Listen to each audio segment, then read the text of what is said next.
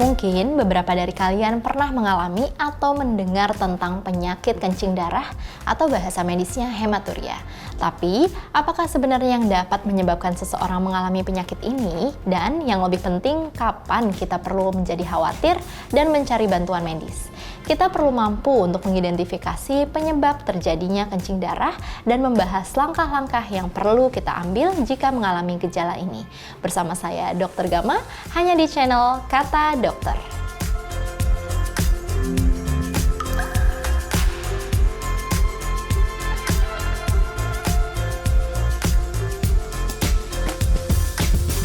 Hematuria atau kencing darah adalah kondisi di mana terdapat darah di dalam urin kita. Nah, darah ini bisa terlihat secara makroskopis atau terlihat dengan kasat mata atau terlihat dengan mikroskopis dengan bantuan alat mikroskop. Penyebabnya banyak sekali, dari mulai adanya infeksi, kemudian adanya gesekan dari batu saluran kencing, batu ginjal, bisa juga terjadi karena trauma atau perlukaan pada area organ saluran kencing, kemudian bisa juga karena permasalahan prostat, lalu permasalahan yang agak berat mungkin kanker yang bisa menyebabkan bagian-bagian organ tertentu menjadi rapuh dan rusak. Kemudian ada juga beberapa obat yang bisa membuat efek kencing atau urin menjadi berwarna merah. Lalu, permasalahan di ginjal seperti penyakit glomerulonefritis dan penyakit autoimun juga bisa menjadi pencetus untuk merubah warna urin menjadi merah karena adanya darah.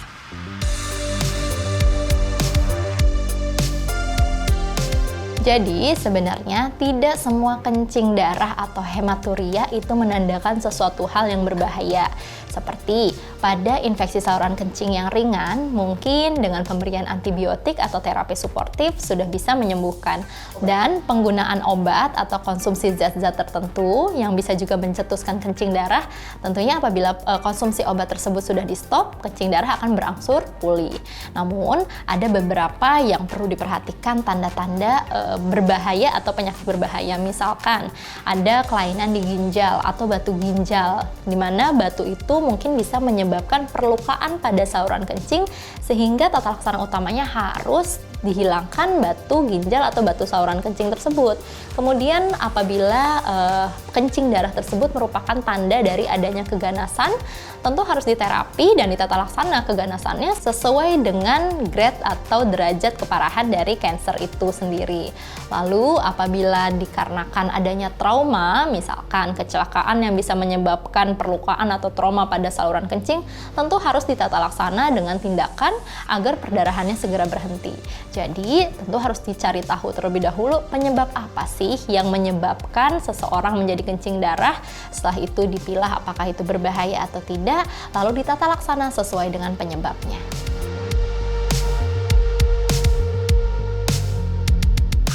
Baik, jadi ada beberapa pemeriksaan yang bisa kita lakukan untuk membedakan apakah kencing darah tersebut atau hematuri tersebut berasal dari organ saluran kencing atau bukan.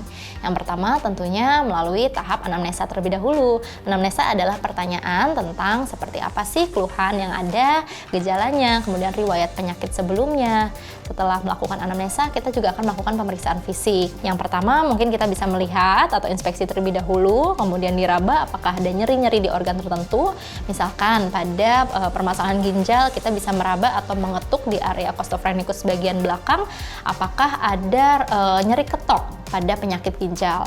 Lalu jika ada jejas yang memungkinkan seseorang pasca traumatik lalu terjadi kencing darah, kita juga bisa terlihat di situ ada jejas atau tidak. Kemudian tanda-tanda lainnya diraba, dipalpasi, diketuk, dilihat secara menyeluruh. Nah, itu bisa membedakan secara kasat mata. Lalu bisa juga mungkin melakukan pemeriksaan lebih dalam lagi dengan melihat organ genital tersebut. Organ genitalnya bisa dilihat yang pria atau wanita, apakah mungkin sumber perdarahannya bisa terlihat secara jelas dari perlukaan di organ genital. Jika hal tersebut masih tidak bisa membedakan, kita bisa lanjutkan dengan pemeriksaan lanjutan atau pemeriksaan penunjang. Yang pertama yang paling mungkin adalah pemeriksaan urin. Nah, dari urin itu kita bisa tahu sebenarnya perdarahannya masif atau tidak, kemudian banyak atau tidak, kemudian pemeriksaan lainnya apakah ada sedimen atau batu untuk menyingkirkan adanya kemungkinan penyakit batu saluran kencing. Lalu juga bisa melakukan pemeriksaan darah untuk mengetahui apakah ada infeksi, kelainan darah, karena bisa juga disebabkan oleh kelainan darah seperti hemofili atau gangguan pembekuan darah. Masih banyak penyakit-penyakit lain yang bisa disingkirkan dari pemeriksaan darah. Jika masih tidak bisa ditemukan, mungkin kita bisa rujuk lagi untuk melakukan pencitraan seperti radiologi USG atau MRI. Bisa juga ditambahkan uretrosistoskopi. Apa sih uretrosistoskopi itu? Adalah melihat langsung organ dalam dengan memasukkan kamera kecil melalui organ saluran pencernaan dari bawah sampai ke dalam, mungkin sampai kantung kemih atau vesika urinaria, untuk melihat secara langsung ada nggak sih permasalahan di saluran kencing. Jika tidak, ya kemungkinan dari permasalahan di luar saluran kencing. Kita juga bisa memeriksa untuk evaluasi ginjal, apakah ada permasalahan di fungsi dari ginjal itu sendiri.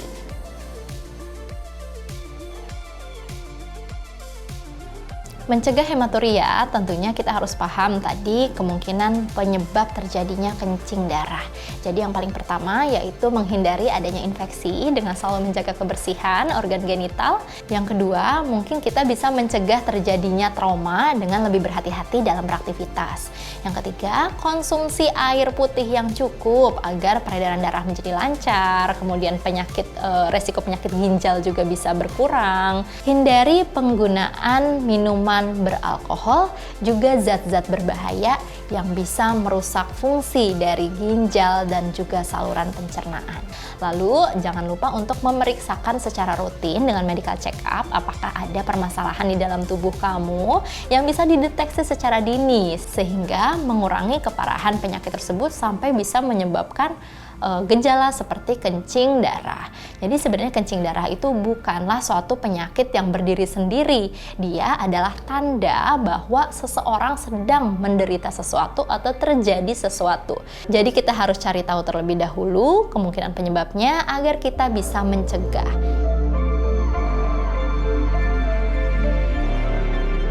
Baik, untuk menyembuhkan atau menghentikan hematuria, tentu yang pertama harus mencari tahu terlebih dahulu hematuria ini berasal dari penyakit apa. Nah, kita harus menyembuhkan underlying disease-nya dulu. Kita harus sembuhkan penyakit dasarnya dulu. Apabila kencing darahnya berasal dari trauma, kita hentikan perdarahannya dengan melakukan tindakan pembedahan secepat mungkin pada organ yang terkena. Apabila kencing darahnya berasal dari infeksi, sembuhkan dengan beberapa terapi, misalkan pada infeksi yang disebabkan oleh bakteri dengan antibiotik, kemudian bisa juga dengan pemberian obat untuk menghentikan perdarahan. Apabila penyebabnya batu saluran kencing, kita bisa melakukan tindakan untuk mengeluarkan atau menghancurkan batu tersebut. Apabila penyebabnya karena konsumsi obat-obatan jangka panjang, nanti pada saat konsumsi obat-obatan atau zat tersebut berhenti, dengan berkala kencing darah juga akan berangsur berhenti. Kemudian apabila penyakitnya disebabkan oleh autoimun, juga bisa diberikan terapi imunosupresan agar bisa mengontrol autoimun yang terjadi. Jadi tergantung dari apa penyebab dari kencing darah tersebut. Tata laksana dengan baik, jangan lupa konsultasikan dengan dokter agar tidak menjadi lebih buruk. Gimana? Sudah jelas kan? Ingat ya, kamu berhak sehat. Jangan sampai sakit berlanjut. Saya Dr. Gama, sampai jumpa di pembahasan berikutnya hanya di channel Kata Dokter. Bye-bye!